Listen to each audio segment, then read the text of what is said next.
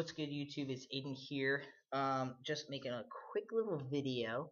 The lighting is kind of weird in here. I thought it would be good, but then it kind of looks like I have like raccoon eyes, but I don't. But it kind of looks like it. All right. So I just went to my endocrinologist to get my. He likes to get blood work every 3 months.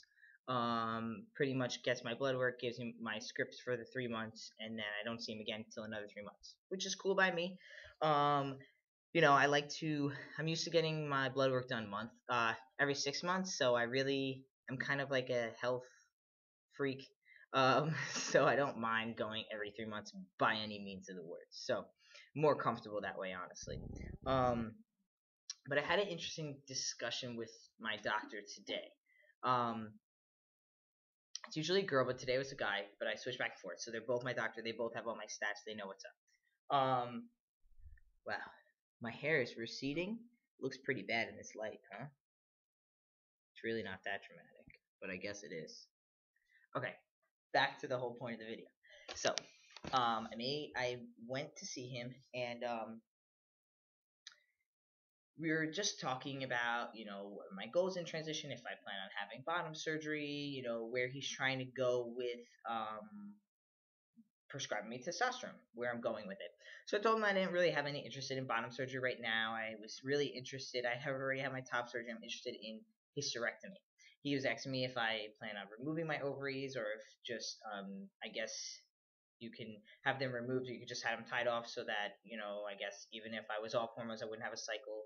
I think pretty much what any woman gets when they just don't want to have babies, but they don't necessarily want their ovaries removed. Okay. So then I made mention of just the fact that my mom mentioned to me that um, your ovaries, right, help with your bones. Okay, estrogen helps deliver bones. Helps your bones stay healthy, stuff like that. So pretty much he was then he combated me, was like, oh well, actually I was just gonna ask you, maybe not combated, whatever. He said, oh, I was just gonna ask you, what about osteoporosis? Osteoporosis. Okay, that. What about that? So, and I said, yeah, well, pretty much, And I said, well, what do you think? I said, if I'm comfortable going yearly to get a checkup, do you think that I need a hysterectomy? And he said that he doesn't really want to say yes or no, that I should really talk to a good gynecologist about this, because it's not his goal, or like his what he knows about, and he doesn't want to give advice, yes or no. But he did say that to him, it's in his line of work, the way he would view it, which may be different from a gynecologist's view, right?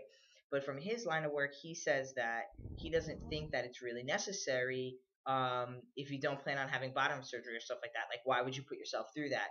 Just keep taking the hormones. Your hormones will, get rid of the estrogen anyway, like estra somethings, whatever. I guess pretty much if your estrogen, it's a certain label of estrogen, right? I can't think of it now, but if your this type of estrogen level is super high, then that means your testosterone is converting. But because I still have my ovaries, he can't really tell if it's a conversion of too high of testosterone into turning it into estrogen, or if it's just my estrogen naturally creating because I still have my ovaries.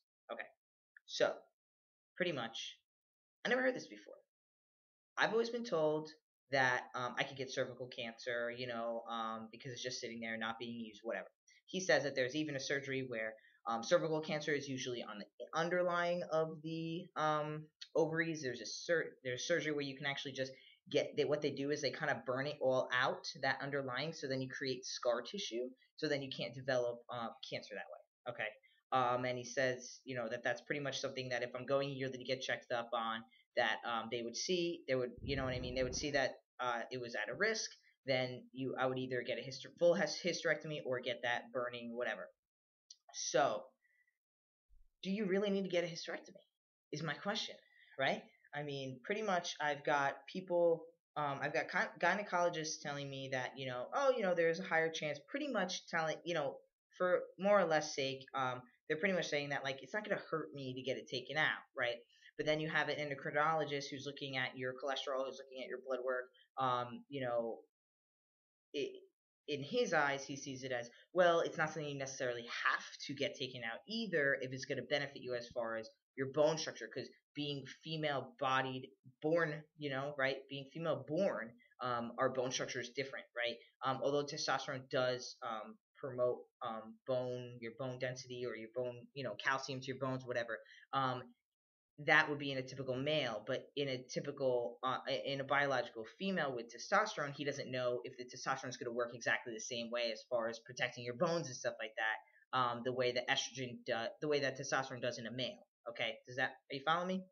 So pretty much, if my ovaries are going to protect my bone density, which he suggests, I was 26.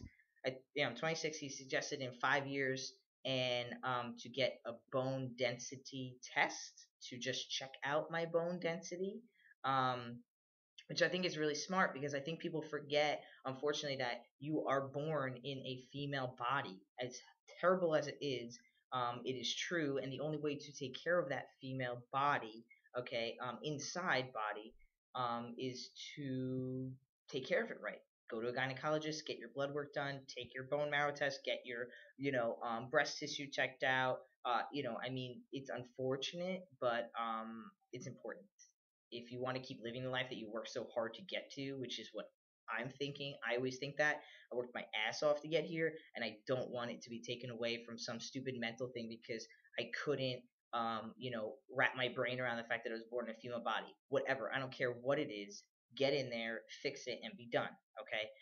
Even when I went to go see Dr. Garamoni, I had him mark me down as F on my paper, on my wristlet, because God forbid something happened in that surgery room where I needed to be rushed to the hospital next door, and they needed, maybe there was no communication between Dr. Garman and the other doctor.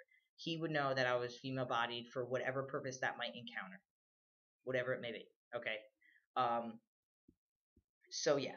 He mentioned about cholesterol, which I already knew, but it's really interesting to me. I thought it was really interesting how he really didn't think it was a big deal to, again, he clearly stated to me that he is not a gynecologist, and that he said I should find a good gynecologist, which was kind of interesting too.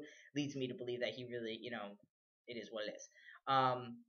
And also, so that's pretty much the end of that section. Has anyone heard anything like that? This is the third mention I've heard of osteoporosis. I should really learn how to say that word correctly. And just the fact of your bone marrow, not marrow, your bone density, and calcium getting through your bones. I actually take calcium, and I take a magnesium, which helps. Magnesium helps push all that calcium into your bones, helps you digest it better. So that's. I just want to know if anyone's heard of that. Please leave a comment. I'm really interested, or make a video. Videos are more entertaining. Make a video response video. I'll leave it below. So then the other thing is that I had a good friend of mine, Asher. Shout out to Asher. That's good. He asked me. He told me that I should be taking milk thistle, and so I asked my endocrinologist, "Do you know anything about milk thistle for your liver?" He said that when it comes to herbal supplements, they can't really do you any harm, so it's not going to hurt me to take milk thistle. That's what he said, pretty much. But he also can't guarantee that I'm really going to benefit from it. Physically, I might. He kept mentioning that, if if from what's the word, when you think about it a lot, it becomes, from a mental state of mind, if taking that pill might in turn help my liver mentally, you know what I mean, rather than actually proving that it's really helping physically. Okay. So yeah, so I was, had a discussion with Asher about milk thistle, was researching it. A lot of guys who take steroids for bodybuilding take it. And apparently, though, milk thistle helps with your liver, right? But your liver only gets damaged when you're taking a pill of hormones. So if you're injecting, it's not going to matter. I did not ask about gel, so I don't want to say yes or no to gel, but I said, I straight up asked him, I said, so my liver's not being affected if I'm injecting the hormones? And he's like, no, the liver really doesn't have anything to do with it. Again, has anyone heard of that? I mean, of course, he's my doctor. I want to trust him. But again, every doctor has a different opinion. So I just like to see what other guys have said. And this is just what my doctor said. He said that he went to NYU. He had some really good, he did some really good training. Okay, so that was my second point. So my first point is about the hysterectomy. My second point was about the milk thistle and just the fact that, not even the milk thistle, just the fact that when you inject, it actually doesn't affect your liver. Okay. So now my third point, sorry, I'm like going fast and rambling, but it's just all in my head. I literally just got back 5 minutes ago. So the third thing I wanted to mention, crap, what was the third thing I wanted to mention?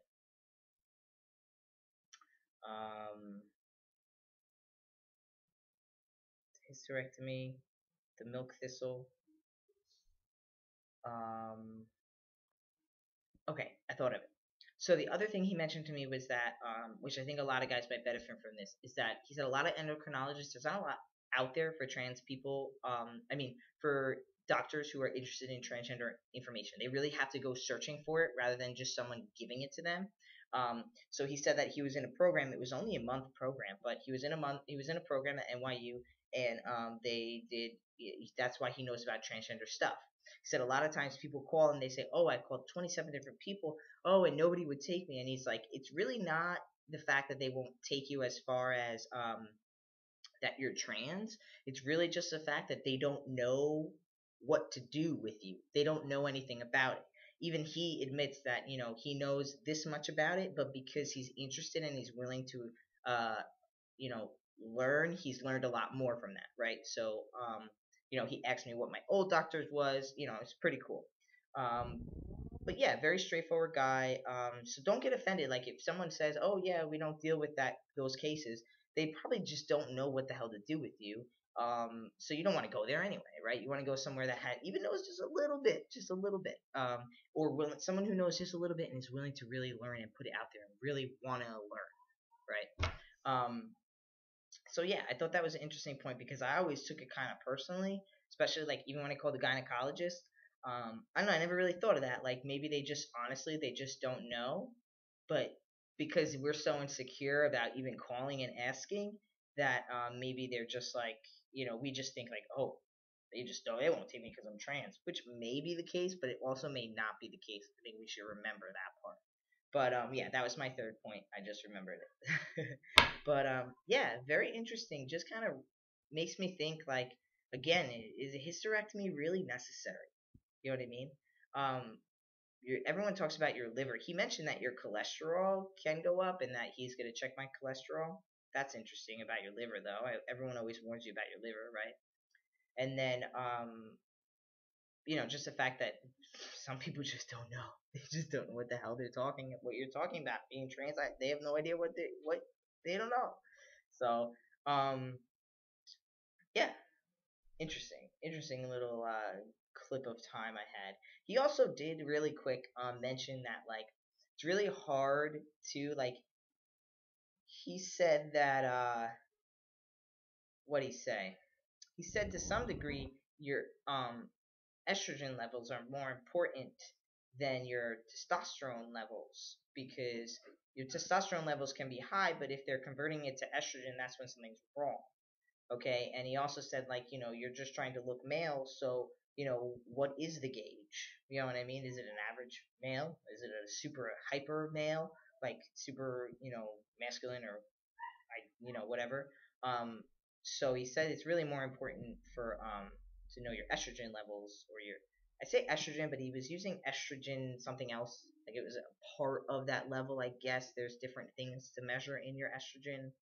But yeah, that was interesting too. So yeah, see, doctor visits can be really, really informative, slightly confusing, but made me feel a little safer, honestly, because I'm approaching my 5-year mark will be next October. I mean, I'm a year away, but they say within 5 years you should have a hysterectomy. It's really important. And now I'm just questioning who said it's really important. I mean, he asked me at least 3 different times, like, why I was so concerned about it. Like, he didn't think it was a big deal. Pretty much, He said that cervical cancer usually comes from intercourse, and if I'm not having intercourse with someone who has, um, I guess, whatever strand that is, then I don't have to worry about it.